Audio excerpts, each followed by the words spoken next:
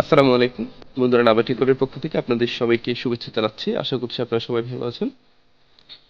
তো আপনার স্ক্রিনে এখন যে জিনিসটি দেখতে পাচ্ছেন, এটা হলো আমাদের একটা ছোট একটা প্রজেক্ট তৈরি করলাম আর কি। তো ভাবলাম আপনাদের সাথে এই প্রজেক্টটা একটু শেয়ার করি। তো এখানে যে জিনিসটা দেখতে পাচ্ছেন, এটাকে বলা হয়ে থাকে password based door lock system. ঠিক আছে, অর্থাৎ আমরা একটা ডোর লক সিস্টেম তৈরি করেছি যেখানে আমাদেরকে এন্ট্রি করতে হলে পাসওয়ার্ড দিতে হবে। তো এখানে যে বক্সটা আপনারা দেখতে পাচ্ছেন, এটাকে আমরা একটা বাড়ির মতো করে কল্পনা করতেছি যে এটা একটা বাড়ি, আর এটা হলো তার মেইন যে গেটটা সেটা।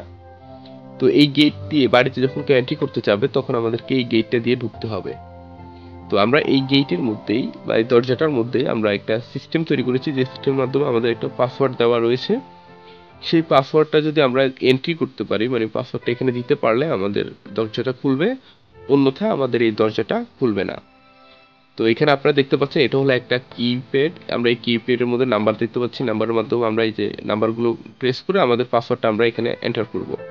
আর এখানে উপরে একটা আপনারা ডিসপ্লে দেখতে পাচ্ছেন, এই ডিসপ্লের মধ্যে আমাদেরকে ছোট করে মেসেজটা দেখাচ্ছে যে ওয়েলকাম এন্টার পাসওয়ার্ড, অর্থাৎ আমাদেরকে পাসওয়ার্ডটা এন্টার করতে বলতেছে। তো এই হলো মোটামুটি আমাদের এই যে প্রজেক্টটা। তো এইটা যেহেতু একটা প্রোটোটাইপ, এবং এখানে এই যে আপনারা দেখতে পাচ্ছেন আমি জাস্ট কার্ডবোর্ড ব্যবহার করে কোনো রকম আঠা দিয়ে লাগিয়ে এই জিনিসটা করেছি।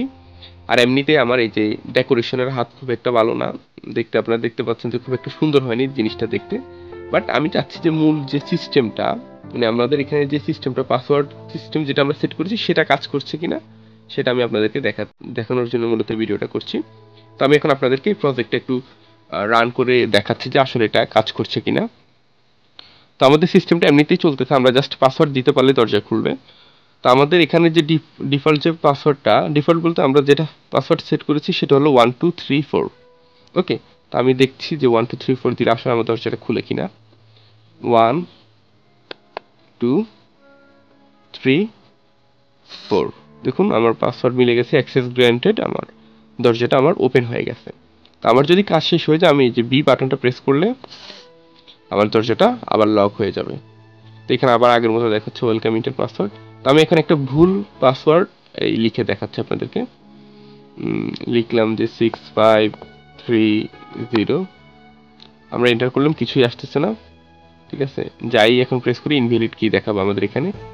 তো আমাদেরকে আবার স্ক্রিন আসতে হলে এখানে এই যে বি বাটনটা প্রেস করবো আমরা। এখন আবার আমাদের ওয়েলকাম ইন্টার পাসওয়ার্ড দিতে বলতেছে, তো আমি আবার আগের যে পাসওয়ার্ড সেটা দিচ্ছি,